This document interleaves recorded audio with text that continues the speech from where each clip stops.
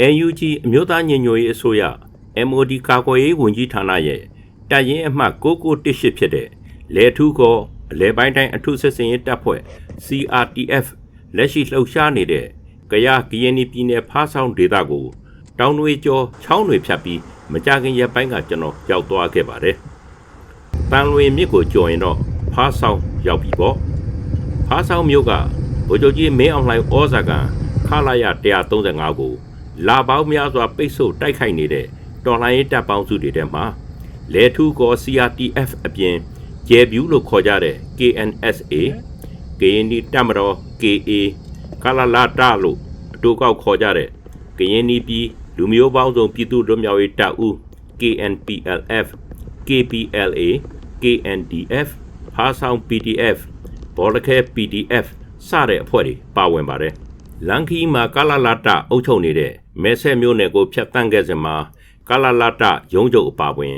မင်းအောင်လှိုင်လေတပ်ကဘုံကျဲထားလို့မွားစာကျဲပျက်စီးနေတဲ့အဆောက်အဦတွေကိုမြင်တွေ့ရပါတယ်ဗုဒ္ဓဘာသာဘုန်းကြီးကျောင်းခရစ်ယာန်ဘုရားကျောင်းဈေးရုံစာသင်ကျောင်းစသဖြင့်စစ်ပွဲနဲ့သက်ဆိုင်ခြင်းမရှိတဲ့နေရာတွေကိုရဲရဲဆက်ဆက်ဖျက်ဆီးထားတာပါတကယ်တော့တော်လိုင်းသမားတွေကလူထုကိုထိခိုက်မှစိုးရိမ်တဲ့အတွက်အဲ့ဒီလိုအများသူငါနဲ့ဆိုင်တဲ့နေရာတွေမှာတပ်ဆွဲလေမရှိပါဘူးသူတို့ကမြို့ပြက်ရွာပြက်တွေက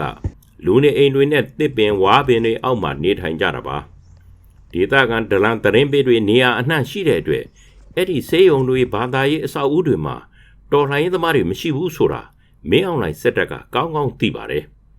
ဒါပေမဲ့လူထုကိုတော်လှန်ရေးပေါ်စိတ်ပြက်ပြီးတော်လှန်ရေးသမားတွေကိုရန်သူအဖြစ်ရှုမြင်အောင်ရည်ရွယ်ချက်ရှိရှိလှုပ်ဆောင်နေတာဖြစ်ပါတယ်လွတ်မြောက်နယ်မြေမှာခီးသွားတာကတော့အင်မတန်ဝမ်းသာစရာပါအသက်ရှူရတာကအစလွတ်လပ်လှပါတယ်ခင်ဗျာဓာတ်စီဆိုင်မှာကြက်ငွေ3သိန်းဖို့စီဖြစ်တော့ရေတံဘူးတွေလက်ဆောင်ပေးတယ်ဟာရေတံဘူးကစားကိုတစ်ချက်လောက်ကြည့်လိုက်ပါထောက်ဖို့ရေကိုတောက်သုံးလို့တော်လှန်ရေးမှာပါဝင်စို့တဲ့အဲ့ဒီရေကိုကျွန်တော်တဝါကြီးတောက်ခဲ့တာပေါ့ကျွန်တော်ရောက်သွားခဲ့တဲ့အထူးစစ်စင်ရေးတပ်ဖွဲ့ CRTF စခန်းကတော့ဖားဆောင်မြို့အနီးကရွာပြက်တစ်ခုမှာယာယီတပ်ဆွဲထားပါတယ်သူတို့ကတနေရာထဲမှာကြာရှည်မနေပါဘူးစစ်ကြောင့်ရွာသားတွေတင်းရှောင်သွားကြတဲ့အဲ့ဒီရွာပြက်ကအိမ်10လုံးလောက်မှာတချို့ကနေကြပြီးတချို့ကတော့တစ်တော်ထဲမှာယာယီတဲတွေပကက်တွေနဲ့နေကြပါတယ်တနေရာထဲမှာစုမနေကြပဲပေ100သို့မဟုတ်ပေ200လောက်ခွာပြီးနေကြတာကိုသတိထားမိပါတယ်လုံခြုံရေးကိုအထူးသတိထားတဲ့အဖွဲ့ပါမင်းအောင်လှိုင်လေတပ်ကကင်းလက် drone တွေနေ့စဉ်ပြန်တန်းနေသလိုတိုက်ခိုက်ရင်တွေပါမကြာခဏလာရောက်ဘုံကျဲတတ်တဲ့အတွက်လူ100စာလောက်နဲ့ပြီး10ပေလောက်ရှိတဲ့ဘုံခိုခြင်းနဲ့ကရုတ်ကျင်းတွေကိုလည်းတဲတိုင်းအိမ်တိုင်းမှာတူးထားပါတယ်ကျွန်တော်ကိုစကန်းရောက်ချင်းမှာပဲအဲ့ဒီဘုံခိုကရုတ်ကျင်းတွေကိုသူတို့ကလိုက်ပြပြီးအရေးပေါ်ရင်ချက်ချင်းဝင်ရောက်ဖို့ပြောပါတယ်လေရင်တန်တိုးတို့ကိုမကြာခဏကြားရတတ်တယ်အဲ့ဒီခါသူတို့ကအော်ကြတယ်ငှက်ဆိုးဟာမဟုတ်ဘူးဒါချီပါကောင်အမဟုတ်ဘူးဟာဒါအပေါ်ကောင်စသဖြင့်ပေါ့ငှက်ဆိုးဆိုတာကတိုက်လျင်ချီပါကောင်ဆိုတာကကိုယ်တဲ့အနောက်ပိုင်းကနေဘုံတွေထွက်ကြလာတတ်တဲ့ Y12 ဘုံကျဲလိန်ကိုခေါ်တာပါအပေါ်ကောင်ဆိုတာကတော့ UAV V2 မောင်းသူမဲ့ထောက်လိုင်းရေး drone ကိုပေးထားတဲ့နာမည်ပါအဲ့ဒီလေမြန်ကအပေါ်အောက်တဲ့တက်ဆင်းနိုင်ပါတယ်ရီရမလို့ငိုရမလို့ဖြစ်ရတာလဲရှိပါသေးတယ်အဲ့ဒီဒေတာမှာတောနဲ့တော့မွေအကြီးကြီးတွေရှိတယ်ခင်ဗျာတခါမှကျွန်တော်ရှိကသွားတဲ့သူကပြောတယ်ဒီဘုံကိုကျင်းတဲ့ကိုအခုပဲလက်မောင်းလောက်မွေတကောင်ဝင်သွားတဲ့ဦးလေးကျင်းထဲမှာပျောက်သွားရောဗျမွေဟောက်လားမွေပွေးလားကျွန်တော်မသိဘူးအစင်းတွေပါတယ်လို့ပဲပြောတယ်ကျွန်တော်ချောင်းကြည့်တော့လဲဘာမှမတွေ့ပါဘူးပြောနေမှပဲလေမြန်လာပါလေရောလေးဘုံကိုကျင်းနဲ့မြန်ဆင်းလို့တယောက်ကအော်တယ်သူဆင်းခိုင်းတာကစောစောကမွေဝင်သွားတဲ့ချင်းဟာအဲ့ဒီကျင်းတွေကိုစောစောကမွေဝင်သွားတယ်လို့ကျွန်တော်ကပြောတော့ဒါဆိုအိမ်ဟိုဘက်အချမ်းကကျင်းကိုသွားမယ်မြန်လာတဲ့သူနဲ့ကျွန်တော်ခပ်ပြေးပြေးသွားနေတုံးမှာပဲလေမြန်တန်ကတဖြည်းဖြည်းတိုးပြီးပျောက်သွားပါရောဗျာအေးလေဘာမှမဖြစ်တော့လဲဘာမှမဖြစ်ဘူးပေါ့တကယ်တော့အချိန်မရွေးရန်သူတိုက်ခိုက်မှုနဲ့ကြုံတွေ့နိုင်တဲ့အခြေအနေမျိုးမှာကြောက်နေဖို့အချိန်မရှိပါဘူးအန်ဒီယစုံတွေကိုရောက်နေခဲ့ပြီးဖြစ်လို့ဘုံခိုခြင်းထဲမှာတစ်ချိန်လုံးဘယ်မှမနေနိုင်တယ်လို့နေလို့လဲအတိတ်ပဲမရှိပါဘူးလူငယ်တွေကတော့ ကင်းလိုက်ရင်ရှေ့တန်းစကားကိုအလှည့်ကျသွားရင်းနဲ့သူတို့ရဲ့ငယ်စဉ်ဘဝတွေကိုတိုင်းပြည်အတွက်ပျော်ပျော်ကြီးဖြတ်သန်းနေကြပါတယ်ရှေ့တန်းကပြန်လာတဲ့စနိုက်ပါလက်ဖြောင်တတ်တူကတော့အာလူကျော်ပါတော်လိုင်းစာကလေးကပါဝင်လာသူဆိုတော့စစ်သက်၄နှစ်ကျော်ပြီပေါ့သူကင်ထားတဲ့ Ruger Precision Rifle 338 Lapua ချေမှုန်းရေးစနိုက်ပါရိုင်ဖယ်ဟာပေ3000အကွာအဝေးကကြီးကားအင်ကြီးကိုဖောက်ထွင်းနိုင်ပြီးကျွမ်းကျင်တဲ့လက်ဖြောင်တွေဟာတမိုင်ကအကွာအဝေးကပြစ်မှတ်ကိုထိမှန်အောင်ပြစ်နိုင်ပါတယ်အမေရိကန်ပြည်ထောင်စုမှာထုတ်လုပ်တဲ့ဒီတနက်ဟာကမ္ဘာပေါ်မှာတိကျမှုနဲ့အဝေးပြစ်နိုင်မှုတွေကြောင့်နာမည်ကြီးတဲ့စနိုက်ပါရိုင်ဖယ်တစ်လက်ဖြစ်ပါတယ်မင်းအောင်လှိုင်စစ်တပ်ကသုံးနေတဲ့စနိုက်ပါတနက်တွေတဲ့အများကြီးပိုကောင်းတယ်လို့အာလူကျော်ကပြောပါတယ်အဲ့တော့ခင်ဗျားတို့ဒီတနက်နဲ့မာလာစစ်တပ်ကသုံးနေတဲ့စနိုက်ပါသမားတွေသုံးတဲ့တနက်နဲ့ဆိုရင်ဘယ်လိုရှင်းလို့ရမလဲဒီကောင်ကတော့ဘယ်လိုရှင်းရမလဲဆိုသူတို့သုံးတဲ့တနက်ကြတယ်သူက MCD တရားကိုပဲဟိုမှာမောင်းကျန်အနေနဲ့ထုတ်ပြီးထုတ်တာဆိုတော့သူတို့တနက်ဘယ်လိုလဲနည်းဟိုကြည့်အောင်အားနေတယ်ပေါ့ကျွန်တော်ကျတော့ဒီကောင်တိုင်းကျတော့တတောင်ချင်းနဲ့ထုတ်ရတာဖြစ်တဲ့အတွက်ပြီးတော့ဒီချာသူ့ရဲ့လောက်ထားတဲ့ပုံစံတွေရအောင်ဒီကောင်ပူပြီးထိရောက်တယ်အဲ့ဒါဆိုဒီခင်ဗျားတို့သုံးတဲ့ဒီစနိုက်ပါတနက်ကစစ်ကောင်စီလက်အောက်ခံတပ်ဖွဲ့တွေသုံးတဲ့တနက်တွေနဲ့ရှင်းလို့ရှိရင်မနိုင်ဘူးပေါ့မနိုင်ဘူးလုံးဝမနိုင်ဘူးခင်ဗျားတို့ဒီစနိုက်ပါသမားတွေကဒီတိုက်ပွဲတွေမှာစစ်ကောင်စီလက်အောက်ခံအဖွဲ့တွေကိုဘယ်နှစ်ဦးလောက်ချေမှုန်းနိုင်ခဲ့ပြီလဲဟုတ်ကျွန်တော်အနေနဲ့ဆိုရင်ကျွန်တော်30ကျော်လောက်ချေမှုန်းခဲ့ပြီဒါပေမဲ့ကျွန်တော်တက်ဒီအများကြီးချေမှုန်းနဲ့ကျွန်တော်ညီကိုတွေကျွန်တော်တို့ပြည်နယ်ညီကိုတွေလည်းအများကြီးရှိတယ်ဒီအာလူကျော်ကသူ့အနေနဲ့ရန်သူ30လောက်ကိုချေမှုန်းခဲ့ပြီတချို့အဖွဲ့ဝင်တွေကသူ့တဲ့ပို့ပြီးချေမှုန်းနိုင်ခဲ့တယ်လို့လည်းပြောပါတယ်စစ်စင်ရေးတာဝန်ခံတဦးရဲ့အမည်ဝှက်ကတော့ခွေးဘလူပါသူလက်ရှိနေတဲ့အိမ်တလုံးရဲ့အောက်ထပ်မှာဘုံခိုခြင်းတစ်ခုရှိပြီးဆက်သွယ်ရေးဆက်နဲ့သူကအလုံများနေတတ်ပါတယ်သူတို့တော်လိုင်းရေးအဖွဲ့တွေပိတ်ဆို့ထားတဲ့ဖားဆောင်တပ်ကိုမဟာလာစစ်တပ်ကစစ်ကူလွှတ်လိုက်တဲ့တပ်တွေလာနေပြီလို့သတင်းကြားထားတဲ့အတွက်သူတို့ဘက်ကလည်းပြင်ဆင်ထားတယ်လို့ပြောပါတယ်ကျွန်တော်အရင်နှစ်တည်းကဒီဖားဆောင်စားတဲ့တုန်းကလည်းစစ်ကူလာထားရအများကြီးပါပဲအကုန်လုံးတကြောင်းလိုက်ပြုတ်တာတွေပါဆိုတာတခိုက်လည်းအများကြီးရှိရပေါ့နော်အခုလည်းထုံနီးလောကောင်းပဲကျွန်တော်ဒီမှာတိုက်တဲ့လူကတက်တိုက်မယ်အဲ့ဒီစစ်ကြောင်းဖြတ်တဲ့အဖွဲ့ဆိုတာကျွန်တော်မှတက်ရှိထားပြီးတာပေါ့နော်အဲ့ဖွဲ့တွေကတက်သူ့လို့သူလုပ်မယ်အဲ့လိုမျိုးပေါ့နော်သူတို့လာလဲကျွန်တော်တို့တိတ်ကြောက်စရာမလိုပါဘူးခွေးဘလူကခပ်ပြောနေတတ်တယ်သူ့ရဲ့အတွေ့အကြုံတစ်ခုလောက်ပြောစမ်းပါလို့ကျွန်တော်ကဆိုတဲ့အခါအပွဲတွေ့ကြုံပြောရမယ်ဆိုတော့အများကြီးပေါ့နော်ဒါပေမဲ့မရဒီလောလလဒီကျွန်တော်ဒီကုန်းသိမ်းထားတော့တောင်းပြောရမယ်ဆိုရင်ကျွန်တော်တို့တက်သိမ်းမယ်ဆိုတော့အဲ့ကုန်းကိုကျွန်တော်တက်သိမ်းမယ်ဆိုတော့ကျန်သူကတိ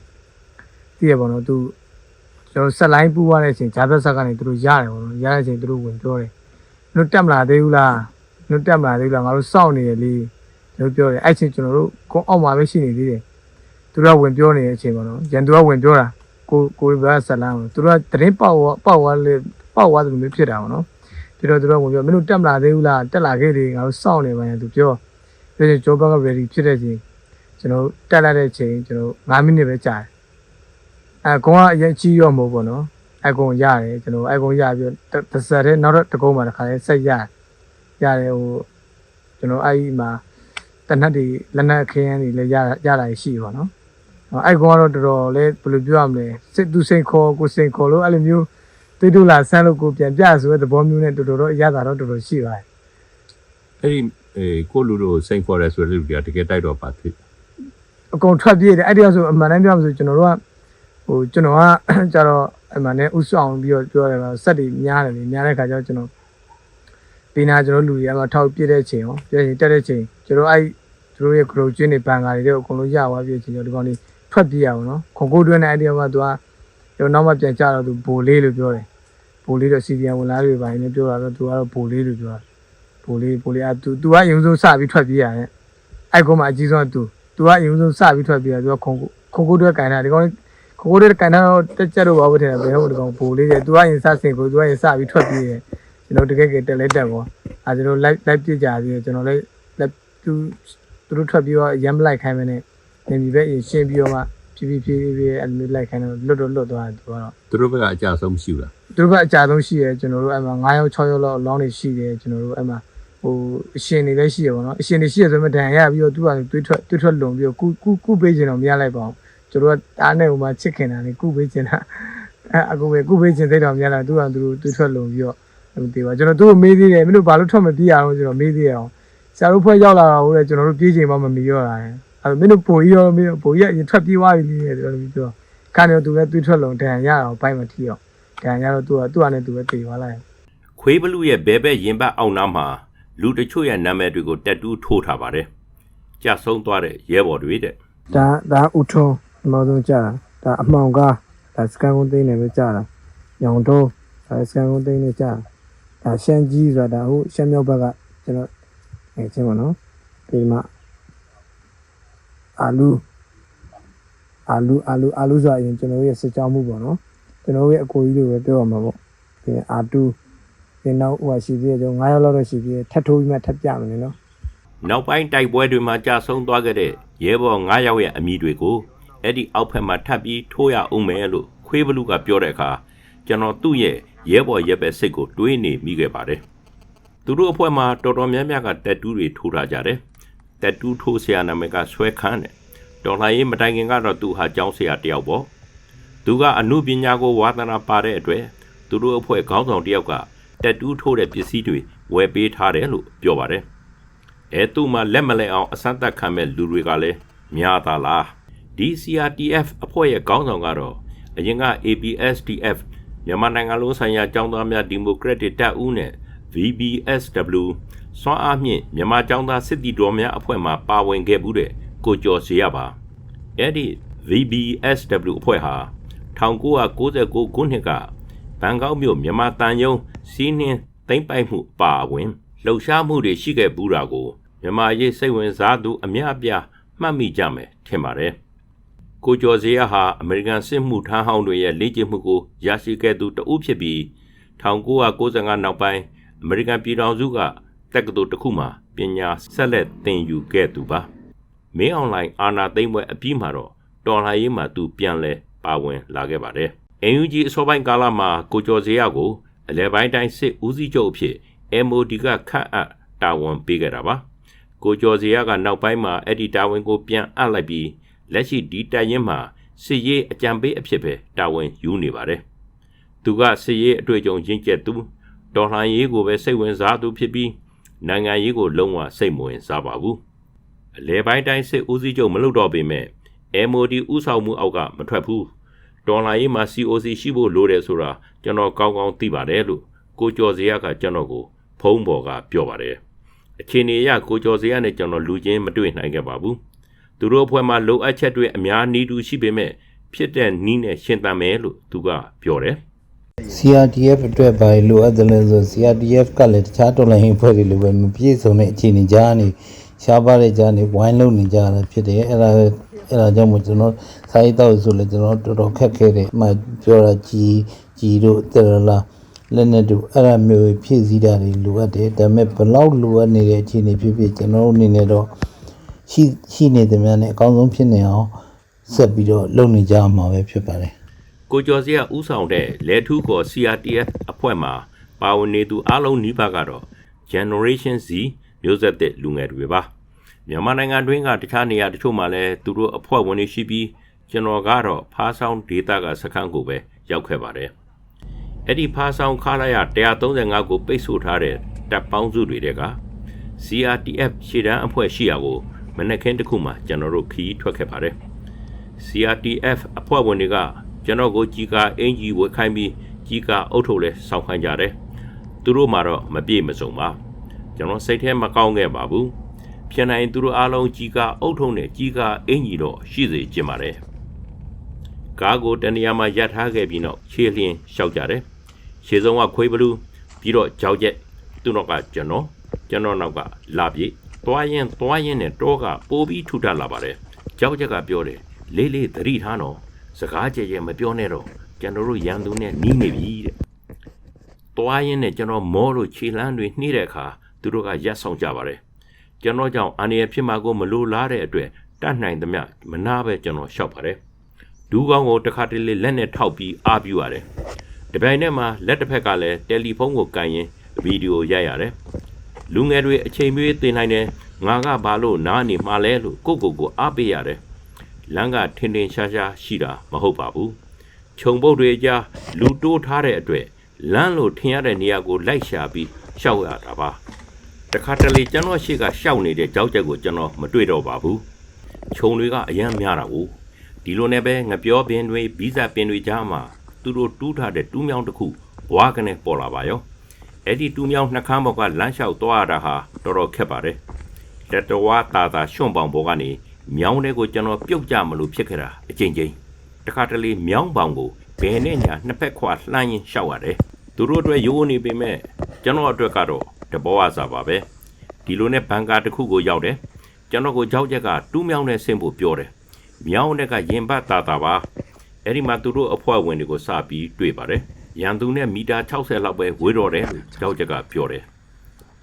မနေ့ကတိုက်ပွဲမှာသူတို့ဘက်ကပြစ်ခဲ့တဲ့ကြီးစံကွန်တွေကျွန်တော်ကိုပြတယ်ကြီးစံကွန်တချို့ကျွန်တော်အမှတ်တရကောက်ယူခဲ့ပါတယ်ရန်သူဘက်ကပြစ်လိုက်တဲ့လက်နဲ့ကြီးနှလုံးဒီအနာကိုကြားတယ်လို့လည်းသူကပြောတယ်တကယ်တော့အဲ့ဒီနေရာကိုမနေ့ကကျွန်တော်သွားဖို့စီစဉ်ခဲ့တာပါ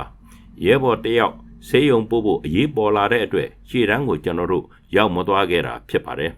ကြောက်ချက်ကသူတို့အဖွဲ့ဝင်ရဲဘော်ဖိုးထောင်နဲ့ကျွန်တော်ကိုစကားပြောဖို့စီစဉ်ပေးပါတယ်အတန်ကြဲကြဲပြောရင်ရန်သူကြားမှာဆိုလို့ခတ်တိုးတိုးမေးရပြောရတာပါကျွန်တော်ဘဝမှာဒါဟာပထမဆုံးအကြိမ်တိုးတိုးမေးတိုးတိုးဖြေတဲ့အင်တာဗျူးလည်းဖြစ်ပါတယ်ရဲဘော်ဖိုးထောင်ကမနေ့ကတိုက်ပွဲဖြစ်ကြပြီးရန်သူဘက်ကပြန်ဆုတ်သွားတယ်လို့ပြောပါတယ်မနေ့ညနေ4 နာရီကျော်လာဝေးပဲစေချောင်းထိုးလာတယ်ရှမ်းထိုးလာတဲ့အချိန်မှာအပေါ်ကောင်းကနေပြီးတော့စတိုင်ပါနဲ့ပြည့်တယ်ပြီးတော့ကျွန်တော်ဒီအန်ဒီဝလည်းနိုင်နေပြန်ပြည့်တယ်ဒီနေ့တက်ခွင့်ပြည့်တဲ့ချိန်ရတော့စားမယ်နိုင်ဝလာပဲကြားတယ်နိုင်ဝလာပဲကြားတယ်တော့ဒီလက်နိုင်နေပြန်ပြည့်တယ်ပြီးတော့ဒီဟိုဘက်နေကျွန်တော်နိုင်ချင်းပြီးနေပြန်ပြည့်တော့သူတို့ချက်ချင်းပြန်ဆောသွားတယ်တိုက်ပွဲနေတိုင်းဖြစ်လာတိုက်ပွဲနေတိုင်းတော့မဖြစ်ဘူးသူတို့နည်းနည်းဆမ်းပြီးတော့လာတဲ့အချိန်ရှိတယ်ပြီးတော့ကျွန်တော်ဆမ်းတိုးတဲ့အချိန်အဲ့လိုအချိန်ချမ်းတိုက်ပွဲဖြစ်နေပြီတာရှိတယ်သူနဲ့ပြောအပြီးမှကျွန်တော်တို့ခီးဆက်တယ်ရန်သူနဲ့ပိုနီးတဲ့နေရာတစ်ခုကိုရောက်သွားကြတယ်ကျွန်တော်ကကြောက်ချက်ကိုကျွန်တော်ရုပ်ပုံပါအောင်ဗီဒီယိုရိုက်ပေးဖို့အကူအညီတောင်းပါတယ်အဲ့ဒါတကယ်ရှေ့တန်းပါပဲကျွန်တော်တော်တော်မောနေလို့အသက်ကိုမနေရှူနေရပါတယ်အဲ့ဒီမှာနောက်ထပ်ရဲဘော်တအုပ်ကိုကျွန်တော်မေးခဲ့တယ်သူ့နာမည်ကရဲဘော်ဝင်နာတဲ့တိုက်ဖက်တရားတိုက်ပွဲမှာတန်ရတာမျိုးကြာဆုံးသွားတော့ရှိလားဟုတ်ကဲ့ရှိတယ်ဗျာကျွန်တော်တို့ဒီကကျွန်တော်တို့ညီကို3ယောက်တော့ပေးဆက်လိုက်ရတော့ကျွန်တော်ဖုန်းရောင်းတိန်တော့ဟုတ်လားဟုတ်ကဲ့ခင်ဗျာရှိမောက်မှာကြာတာဟုတ်ကျွန်တော်တို့ဘေးနားလေးမှာလေပေါ့ဟုတ်လားဟုတ်ကဲ့အဓိကသူတို့ဘာကြောင့်ကြာလဲလိန်ကြောင်းတိုက်ခိုက်မှုကြောင့်လားတခြားပြစ်ခတ်မှုဟုတ်လိန်ကြောင်းတိုက်ခိုက်မှုပေါ့ဟုတ်လားဒီဘာနဲ့ကျဲတာလဲပုံကျဲတာဘိုင်းတွဲနဲ့လာကျဲဟုတ်လားဘုံတန်ကြောင့်ကြာဆုံးတာဟုတ်ကဲ့ဟုတ်လားခင်ဗျားတို့အခုရဲဘော်ရဲပဲတွေကြာဆုံးနေတဲ့အတွက်စိတ်ဓာတ်တွေမှာဘယ်လိုခံစားလဲစိတ်ဓာတ်တွေမှာကျွန်တော်တို့ညီကိုတွေတို့တိုက်ပွဲတိုင်းကတူတိုက်နေကြစိတ်မကောင်းတော့ဖြစ်တာဒါပေမဲ့စိတ်မကောင်းဖြစ်မှကျွန်တော်တို့လုပ်ကြရရှိတာကိုကျွန်တော်တို့ဆက်လုပ်ရမှာဆင်အာနာရှင်ကြာဆုံးမှုတွေကျွန်တော်ညီကိုတွေကြာဆုံးတဲ့ညီကိုတွေကျွန်တော်တို့ဂရီပေးကြတဲ့အတိုင်းရှေ့ဆက်တိုက်ပွဲဝင်အောင်ကျွန်တော်ကြားတာဒီတော်လိုင်းသမားတချို့ကိုလည်းစိတ်ဓာတ်ကြာပြီးတော်လိုင်းကြီးထွက်ခွာသွားတာမျိုးရှိတာပေါ့နော်ဟုတ်ခင်ဗျားတို့ဘယ်လိုမြင်လဲဘယ်လိုခံစားလဲဘယ်လိုခံကြရှိလဲဒီလိုလဲဆိုတော့တော်လိုင်းကြီးကြာလာတဲ့နေ့ညတချို့ကြတော့လဲကျွန်တော်တို့ကြောင်းပြချက်မျိုးတော့တော့မိသားစုအဆင်ပြေတာပါညာဒါပေမဲ့အားလုံးကတော့အဆင်ပြေပါဘူးဒါပေမဲ့အဲ့ဒီဟာမှာကျွန်တော်တို့ခံကြအဓိကပဲကျွန်တော်တို့အညာထွက်လာတဲ့ဟာကျွန်တော်ဒီကြောင်ဆရာနာရှင်နိုင်ရမယ်ဆိုတဲ့စိတ်နဲ့တော့ထွက်လာခဲ့ပြီးသွားပြီအဲဒါကြောင့်မို့ကျွန်တော်တို့ကတော့ဘယ်တော့မှလက်ရှော့မှာမဟုတ်ကိုဝင်လာနဲ့ပြောအပြီးမှာပဲရန်သူဘက်ကငကြင်းမြီးလို့ခေါ်ကြတဲ့ MG42 72တန်5ချက်ပေါ်လာလို့တူးမြောင်းနဲ့ချက်ချင်းဆင်းဖို့ကျွန်တော်ကိုပြောကြတယ်ကျွန်တော်အသက်ကြီးပြီဆိုတော့သူတို့လိုခုံချလို့မရတော့ဘူးသူတို့လက်ကိုတွဲပြီးဆင်းရပါတယ်ပြီးတော့မှခတ်တွက်မပြေးုံတမဲရှောက်ပေါ့တူးမြောင်းထိပ်မှာကျင်းတွေရှိတယ်ကျင်းတစ်ခုတည်းကိုကျွန်တော်ကိုမြန်မြန်ဝင်ခိုင်းတယ်ရှော့ချရတာပါကျင်းထဲမှာတော့မှောင်မဲဆွတ်နေတာပေါ့ကျွန်တော်တယ်လီဖုန်းကင်မရာကိုဇက်တိုက်ဖွင့်ထားတဲ့အတွက် ကျင်းထဲရောက်ပြီးအပြင်ကိုပြန်မြင်ရတဲ့အထိကျွန်တော်ရိုက်ထားခဲ့ပါတယ်အဲ့ဒီအချိန်မှာရန်သူဘက်ကလက်နဲ့ကြီးကြာလာမလား